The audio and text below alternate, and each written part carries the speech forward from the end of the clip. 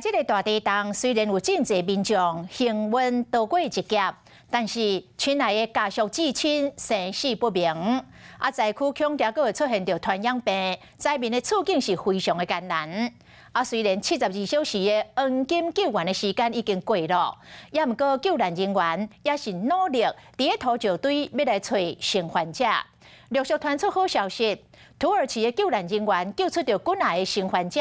其中包含一对受困92点钟的母仔囝。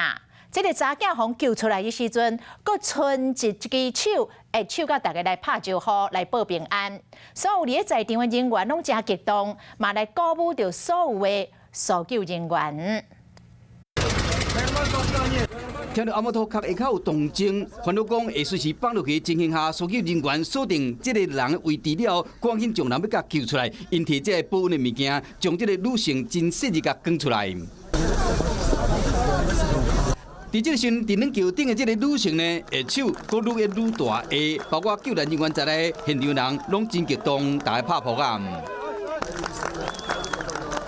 虽然救援黄金72点钟已经过去啊，不过搜救人员继续咧拍拼，伫灾区医院有未少的奇迹。昨搜救人员伫一间放弃的公寓内底，有听到微弱声音，大家做伙果然找到一对掉入内底92点钟的母仔囝，查某囝先互人救出来，倒伫摊架顶出来伫下手。好现场人真感动，同时有鼓励的作用。后来因老母嘛，互救援人员甲救出来。